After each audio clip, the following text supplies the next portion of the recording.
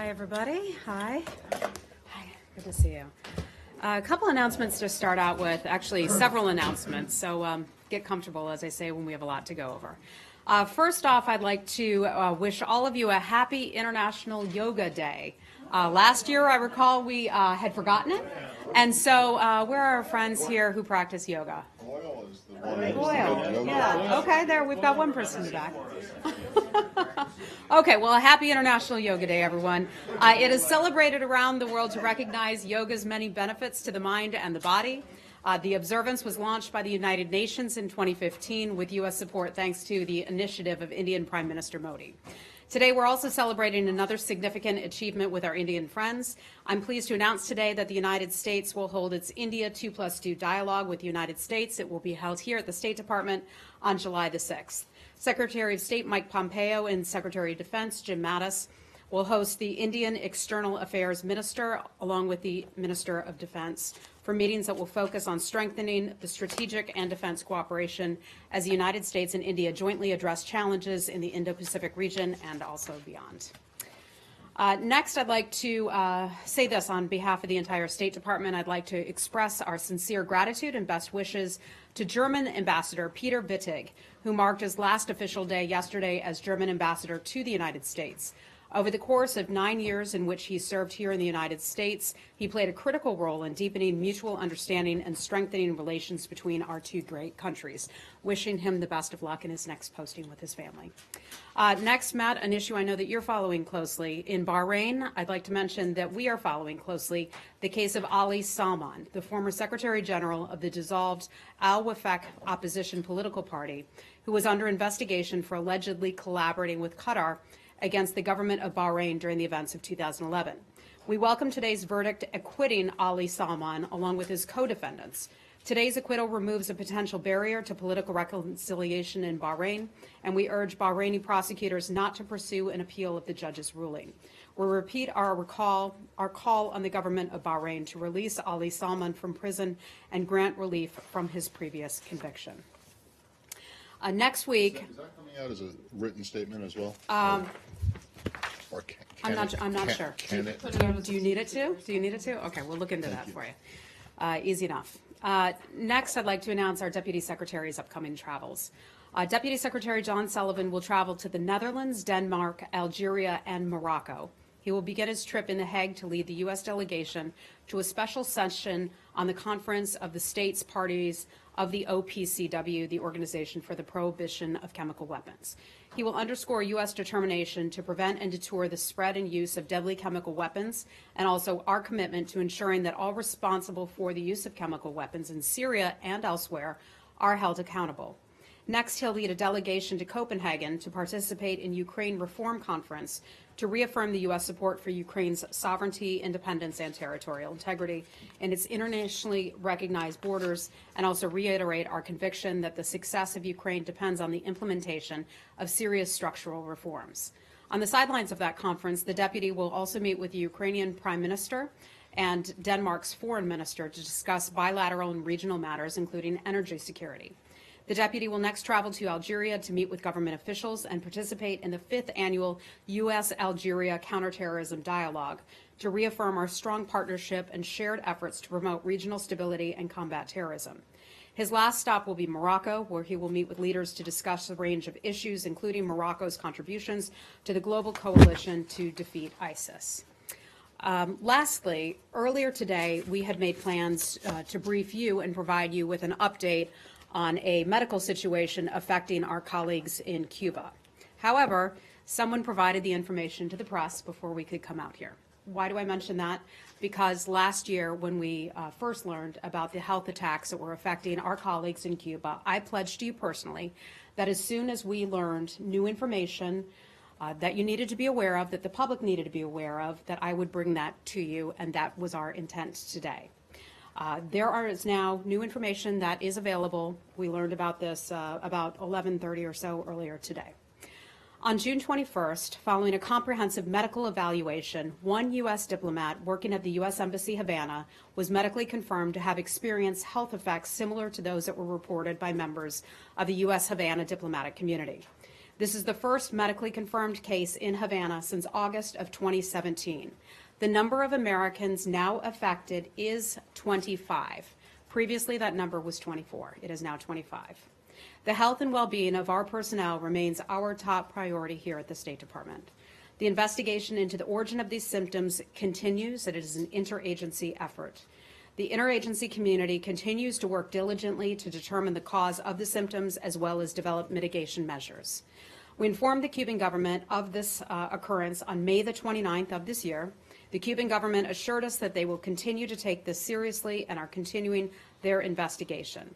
We strongly remind the Cuban government of its responsibility under the Vienna Convention to protect our diplomats. With that, I'd be happy to take your questions. So, thanks, Heather, on that. And I hope that when it comes to be International Yogurt Day, you will also remember that.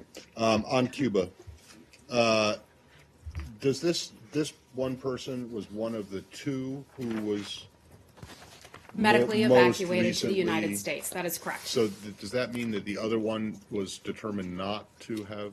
Our other employee is still being evaluated at this time, so we don't have any updates on his or her condition yet. But, okay, but that means that then the testing continues and there has been no determination at all. That on other person. employee is still being evaluated at this time, so if that number changes, and we certainly hope it does not, if it does, we'll let you know. And then the handful of people from China who were sent to, all these people were at the University of Pennsylvania? is that I'm not going to confirm where Okay. they were sent.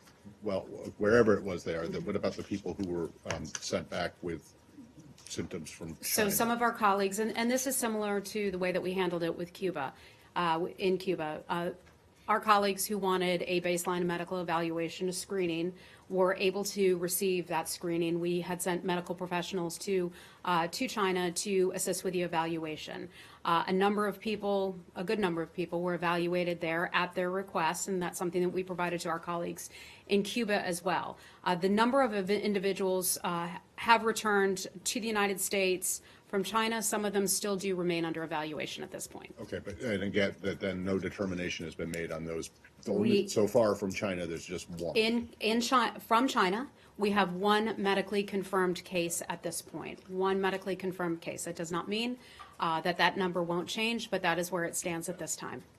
On the Cuban government, what Yes. are the discussions with the Cuban government about this latest person? And has there been, since you pulled out the diplomats and some have gone back, and where do things stand with the Cuban government? Well, I can just tell you that we've had conversations with the government, reminding them, of course, of their responsibility under the Vienna Convention. They have pledged to be of assistance in the investigation, and I'll just leave it at that for right now. They've pledged to, do you find them cooperating? I'm not going to characterize it in any way. I just want to state where things stand right now. All of this is still an ongoing investigation. As you all well know, we take this situation very seriously. If there's anything more for you, I'd be happy to bring it to you. I know you do, but there was a lot of intense criticism about the Cuban government and its, whether it's lack of cooperation or lack of sharing information. The Cubans maintain that they don't know, but I'm just wondering if that, kind of feeling that the Cubans were not upholding their responsibilities under the convention still exists. I will let you know when we have something new for you on that. So then there's nothing I don't- new in terms of your assessment of how the Cuban government is handling it. I have nothing new for you on that. Just to build Okay. on Elise's Hi. question. The previous position last year on this had been, we're not saying Cuba did this, but, we do not believe there's any way that this could have happened in Cuba without at least the knowledge of Cuban officials. And we talked about how it's a small island, and they Absolutely. certainly would be aware of things going on Right. on their island, as we believe. Now yeah. that the U.S. government has determined that something similar, if not identical, is happening on the other side of the planet in China, does that statement about the fact that this couldn't have happened in Cuba without Cuba's knowledge is that still an operative statement? Are you talking about that with regard to Cuba, or are you talking about that with regard to China?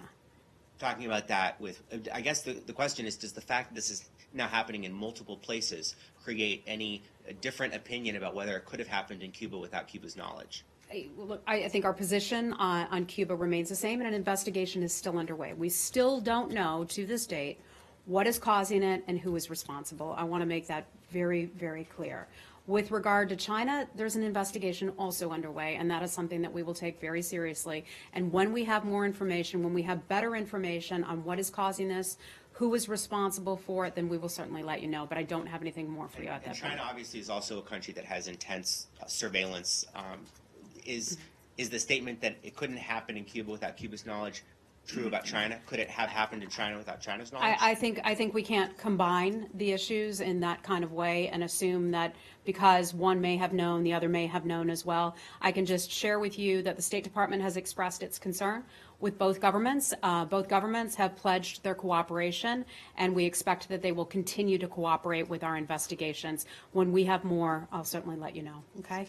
Let's move on to something else. Hi, Saeed, how are you? Hi, Heather, thank you. Where do you want to start? Where do you want to start today? I want to start with the Palestinian issue. Okay. With the Why actually. why are you laughing with at the Saeed? delegation. Sometimes he starts with Yemen, That's true. sometimes I he can- starts with I other can start things. with anything you want. I can carry on with Cuba for now. Okay. Yeah. But I wanted to ask you about the delegation that is Yes. that is touring the Middle East now. They met with the Jordanian king. They met with the crown prince in Saudi Arabia. But we don't really know much about their activities. In the interim, in the meantime, there's war of words that is going on between Mr. Greenblatt and the Palestinians. And he's saying that the Palestinian Authority, the Hamas people and so on, they're basically bickering among each other, and that does not allow for us to go forward. So I want to know your assessment. Are there any kind of contact between the State Department or State Department officials, any Palestinians? So, Saeed, there are, I can certainly confirm that travel is taking place. We addressed that the other day. There have been some readouts provided by the White House in terms of their meetings. So when you say we don't know what's going on, the White House has provided readouts, so I'd have to refer you back to those readouts.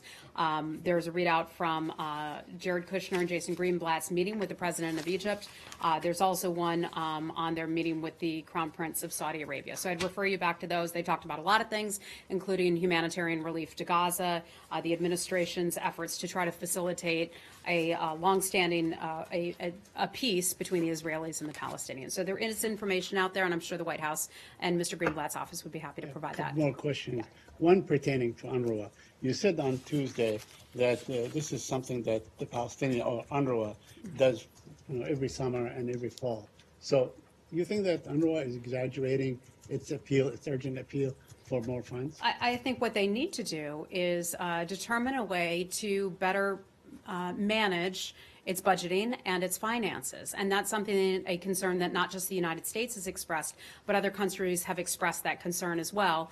Because every year around this time, late summer, fall, there are emergency appeals for more funding. So there needs to be a more sustainable way to have its funding not only come through, but for them to manage their money. Again, it's a concern that's been expressed not just by the United States, but other countries as well. One of the reasons that there's a shortfall this year is that you guys slashed your funding. Matt, by there's a shortfall every single Yeah, I year. know, So but I the think it's reason that unfair. it's It's unfair big- to put that responsibility on the United States. Would- Let's come up with a mechanism by which they can better manage their financing, so there's not an emergency appeal year after year after year. The problem is that you cut the funding by several, by like more than half, or almost half, and then you blame them for having a budget shortfall. That would be, Does that not that would be a defy fair logic? criticism if it weren't for every year there being an emergency appeal. And there's an emergency appeal every year, So there's one- regardless so- of the United States funding level. Well, yeah, but it's much bigger now, and they're gonna have to shut down stuff and not open schools in September And if Matt, they I don't think get the money on, The like United Monday.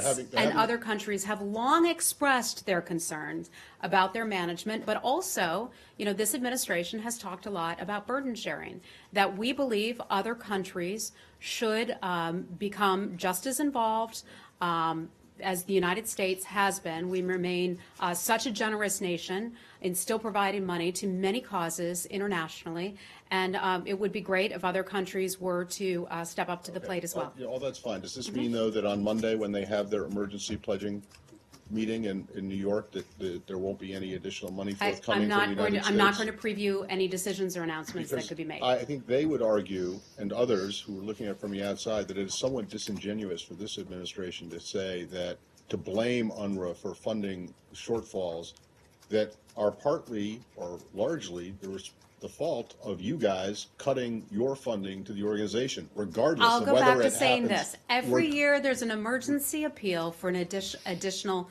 funding. This is not unique to this year or this administration alone. One okay? last one, I promise. Last one, and then we'll move on to Yeah, Lori. Last one. I asked about the law that, that will prevent or prohibit taking pictures of Israeli soldiers at confrontations and so on. It passed its first reading, and you said you don't want to prejudge, or you don't want to judge something while it's being discussed or legislated. Now, isn't it really more prudent to warn against such a law before it becomes law? I mean, don't you express your concern before this becomes Saeed, we a don't law? do that here in the United States, and I'm certainly not going to do that in Israel, okay? Let me go to Lori, and I'll come back to you. Hey, Lori. Hi. With the tougher line that you've been taking on Iran since leaving the JCPOA, would you support aiding Iran's ethnic minorities like Kurds, Baluch, Arabs, as Representative Rohrabacher has suggested? I'm not familiar with the legislation that he has. Has he Just in a proposed hearing. legislation? Well, it's not legislation. He Ah. just suggested this in a hearing. Okay. I'm sorry, I'd have to get a little bit more information on what exactly he is proposing, on what the congressman is proposing or Okay, well, suggesting. leave the Sorry. congressman out, but as a way of, say, bringing human rights and more democratic practices to Iran, would you would you endorse the idea of supporting its ethnic minorities, like the Kurds, like the Baluch, in gaining more rights in Iran? Well, I think always underscoring and highlighting the rights of minority groups is something that's important, whether it's in Iran or whether it's in Iraq or many other countries as well. China is another example of that, where the rights and the dignities of minority populations need to be respected and should be respected.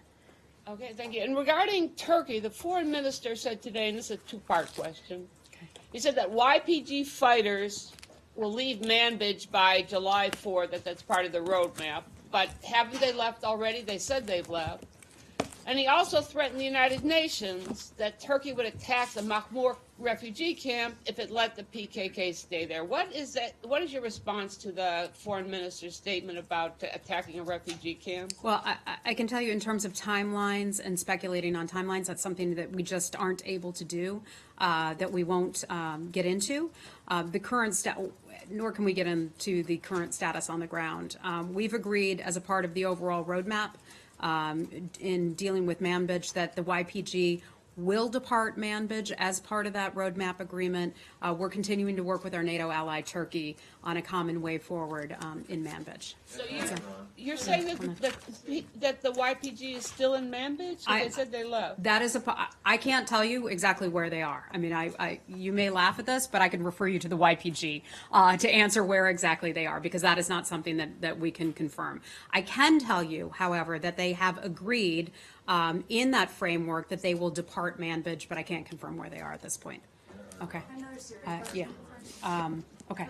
Hold on. Go ahead. Syria. In the statement that came out today on the violations for the Southwest ceasefire in Syria, it said that there would be serious repercussions for those who continue to violate the ceasefire. So what do those repercussions entail? Can you give us? So part of this is we're not going to preview a particular response the United States government may or may not decide to take.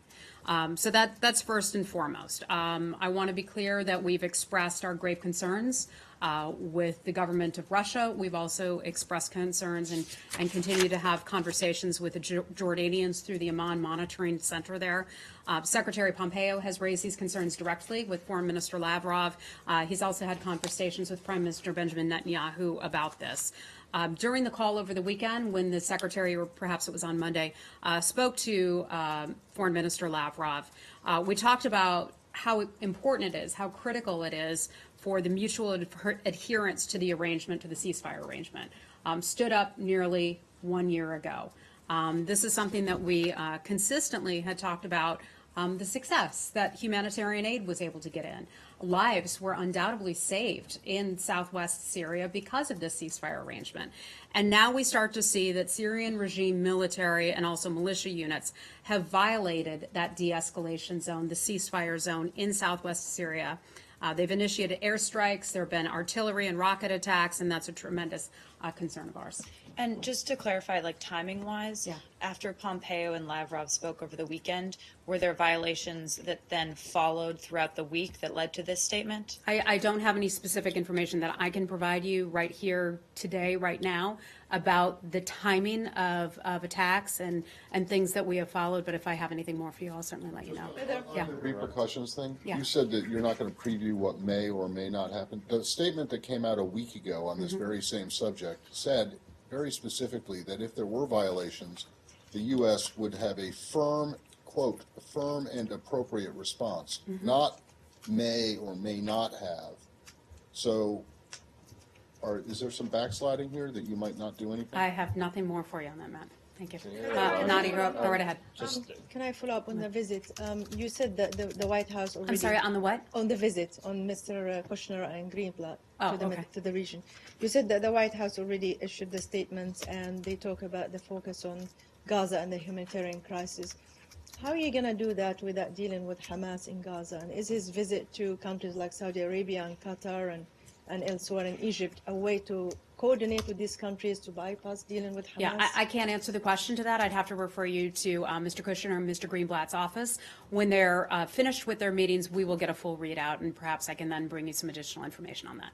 But anybody from the State Department also coordinating with them? We covered this the other day. We have folks from the State Department, as we always do when we have people visiting different posts, different consulates and the like. We help facilitate those meetings and are involved in their travel in that regard. But if I get something more for you, I'll let you know.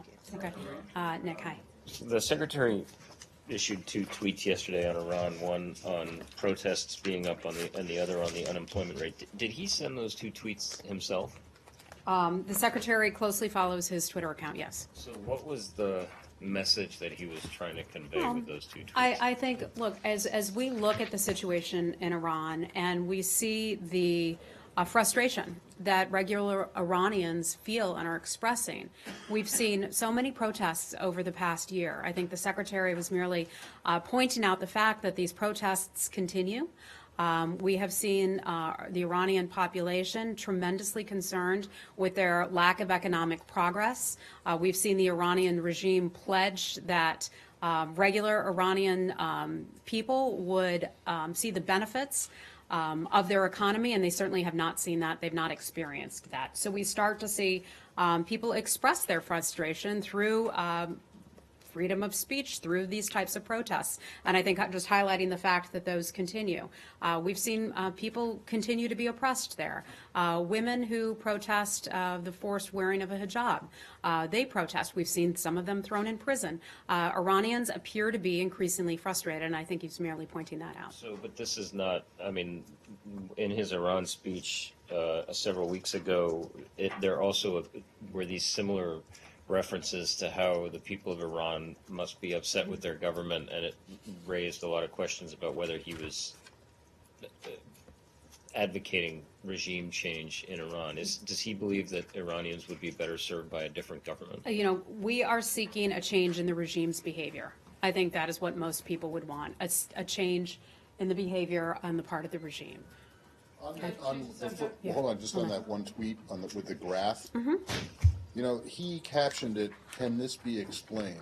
And I got to tell you that a lot of people looking at that graph were wondering if that in itself needed to be explained. That graph, obviously the x-axis was time, but there was no label on the y-axis. It's not clear if he was trying to refer to the size of protests or the numbers of protests. Just said trend. And there was no source for this information. U.S. government is the sourcing of that information. Since you have no embassy and no one in Iran, where's this information? Those are U.S. coming government statistics that the U.S. government has been able to pull together. From What? U.S. government sources that the U.S. government has been able to pull together, and we provided that to all of you. From Iranian opposition people's Twitter Matt, I'm feeds? not going to I get mean, into all of the details about where all our information Well, comes well, from. obviously Our the information comes, intelligence excuse me, Lise. Our information comes from a broad array of sources, and I'll leave it at Well, that. in the future, could those kinds of basic things, when you're going to tweet a graph or even publish one, like what the actual y-axis means and the source of the data that you're using, You be can put, included? you can put down at the bottom, in fact, you can use that graph if you like, and then you can put source, U.S. government. Well, I noticed that you thought enough about it because the photograph that accompanied it in the background was an AP photograph, and there Oh, was it an AP yes, photograph? and there was a credit to AP there. So someone was thinking a little bit about these small things, but it really would help if we knew what the source of the information was and what the actual information U.S. government purports sources, and to I'll show. leave it at that. Elise, go right ahead. I just will point out that when you do have reports and stuff, you do make citations of what your sources are. But anyway, this question is about Vietnam. Is there anything new about the arrest of William Nguyen in Vietnam? There was a consular visit last week. Has there been a new one? And thank you for asking about the case. This is a case of an American citizen who's been detained in Vietnam, and I have a little bit of new information for those of you who are following this case. Our consular officers have now engaged with the Vietnamese government. They engaged, in fact, as soon as they learned of Mr. Nguyen's case and as soon as they learned of his arrest. He still has not been charged by the government of Vietnam. Our understanding of the law there is that Vietnam will conduct an investigation before they actually charge someone. This, I think, is a good reminder that the rules and the laws that we have here in the United States are often very different from the rules and laws in other countries. It's a good reminder for Americans and all people who travel to other countries that what may seem like a normal law here may not be a normal law in another country, and that you are subject to the laws of the country in which you are visiting. Our consular officers visited Mr. Nguyen at the first available opportunity. The Vietnam government permitted our consular access to Mr. Nguyen on June the 15th. Our ambassador and other department personnel are now engaged with congressional representatives on his case, and we are continuing our conversations with congressional representatives. We're deeply concerned by videos that show injuries and the initial treatment of him on June the 10th. That was in Ho Chi Minh City. That's the time that he was taken into custody. We've made those concerns known to the Vietnamese authorities. His safety and the safety of all U.S. citizens in the United States, is of utmost concern, and we'll continue to watch for this. Also, this is a good reminder, and just as a general matter, that when Americans, or anybody for that matter, travel to another country and there's a demonstration or a protest taking place, those things can very quickly go from something that is peaceful and seemingly peaceful, and it can quickly turn. So we just like to take this opportunity to caution American travelers on that as well. So about those videos, so there was a concern about the treatment in which he was arrested, but when you had your consular visit on June 15th, was there concern about his treatment in prison? I don't have any information for you on that, but I can just tell you that our consular officers did visit him. And some of that information we would keep private anyway and wouldn't disclose publicly.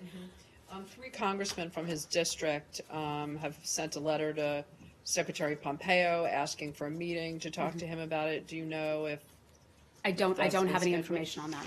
Maria. Hi. Can I move to North Korea? Can you tell us where we are almost 10 days after the summit? Last week, President Trump said that the follow-up negotiations will start this week, that they will be led by Secretary Pompeo. So have there been some engagement with the North Koreans this week? On Tuesday progress? of this week, I confirmed that we have been in communication with the government of North Korea. Secretary Pompeo will be meeting with them and talking with them at the earliest possible date to try to implement the outcomes of the U.S. DPRK summit. We don't have any meetings or travel to announce at this time. As soon as we do, I promise I will let you know. I know you all have a lot of interest in There are reports from that. the region that Secretary Pompeo might go there back in Pyongyang this weekend or next week. You don't have I don't have any meetings or any travel for you to announce. And President Trump today said that there were many progress on denuclearization made the last days. Do you have some steps made by the North You know, Koreans? this some is the kind decision taken? Yeah, some- so North Korea had agreed to denuclearization. That is certainly a promising step. Other countries are agreeing to that and continue to endorse our policy and our priorities of denuclearization. It will be a lengthy process in terms of these conversations and the meetings that we will have with this government. I'm not going to be able to provide you with a tick-tock of every step along the way. There's got a lot of work ahead of us, a lot of work left to be done, and when I have something to announce, I'll certainly let you know. What President Trump was referring to when he said there were many progress made in the last few days. I mean, if there are progress, you can tell us if there are some steps, decision taken. I don't have anything to share with you on that. Okay? Just Yeah. on that, when you say that they've agreed to denuclearization, it doesn't seem that in the statement that came out of the summit that there was agreement on the actual definition of denuclearization and what that means. I mean, to the United States, it could mean something very different than it does to North Korea. So when you say that the North Koreans have agreed to denuclearization, how do you define what denuclearization The United States and North Korea affirmed and underscored to work toward complete denuclear, and I'm just reading from the document itself, to work toward the complete denuclearization of the Korean Peninsula. That is our agreement. That is what we're working to do. Granted, we have a lot of work ahead of us. Our eyes are wide open as we go into this, but we'll keep pushing forward and keep pursuing it. But I mean, according to the Non-Proliferation Treaty and other things, complete denuclearization to the North Koreans, as they expressed in the past, is after all nuclear states are at zero themselves. So, I mean, obviously the United States doesn't think that it's going to wait for denuclearization of North Korea after the U.S. has a complete denuclearization of itself. At least you've seen our policy. You know what our policy is. We're working hard toward that goal. Okay? Hey, Rich? Just follow up. Let me just go to Rich. Rich hasn't gotten anything. Real quick, and on the Yeah. same thing, Yeah. when the president does say it's already started, and I know you don't want to give a step-by-step, but is the relationship with North Korea at the point where there is any type of international presence there to verify whether that's already started? I'm not going to get into who may or may not be on the ground there, but it's something that we're in communication with that government, and we're working hard toward this goal. Can you explain the Matt, let me get to some other people too. Abby, go right ahead. Are there any meetings that are occurring right now or have occurred since then between the U.S. and North Korea? I Are can there just any tell you we're in discussions or working communication. We're in groups? communication with the government. At what Yep. level? Elise, I'm not going to get into all of the details about who, what, where, when, why, how, what flowers. Matt likes to know what flowers are going on the table. I'm not going to be able to provide you with that So information. you're not But going to be when able I to have help us with the something, who, what, where, why, and when, which is exactly the idea of what we do for a living, right? Is trying to say who, what. but what so we're you're saying doing you're for a going to be living here unhelpful. is working toward a goal, and the goal is denuclearization and following through on the commitments that were made. And sometimes that can be difficult when, when we're distracted by all of the questions Just a going quick on. follow. So- When you say that there are contacts with North Korea, Yes. does that mean there are just contacts, or there are contacts about the specific charge of setting up a negotiating Elise, process? I'm not going to get into that, So okay? there were contacts before the summit, and there have been contacts. You can through the conclude new- whatever you want out of so that, but I can tell you conclude we are that in. nothing has changed since the summit because that there was contacts. If that is the assumption you want to make, go right ahead. Would you Go say go that- right ahead if that's the assumption that e- you want to make. even if you I'm don't not wanna going to get say- in. I'm not going to get into the details, but the reality is that we are we are in contact. We are in communication with that government. And by the way, let me just point out that we are a significant step ahead from where we were 6 months ago, 1 year ago. I mean, think of Are it. those the contours of those conversations, or are those just like the typical, New York Channel type of discussions that have nothing to do with bilateral relations? At least I'm not going to characterize those conversations or the communications, okay? Would you say- Sorry. would you say Okay, that- and I'm going to have to go. would Let me you just say go to that Kylie last, and then we got to go. negotiations Kylie hasn't asked anything yet. Yeah, so still on North Korea, Yeah. there was a report in Reuters that there was an agreement to close the Sohae satellite launching ground, which is one of the sites that is apparently a vehicle for the ICBMs that can hit the United States. Can it be confirmed that they have taken steps to tear this down, and do we know if it's happened yet or if it will happen? And I appreciate the question. I mean, that is something at the State Department we can't answer at that point. I've certainly seen That report, we've seen that report. I would imagine there would be other government entities who would be involved in trying to clarify that and determine exactly what's taking place. But here at the State Department, we can't confirm that that's the case. I've got to go. Guys, I have a meeting in just a few minutes. I'm sorry. Yeah, thanks.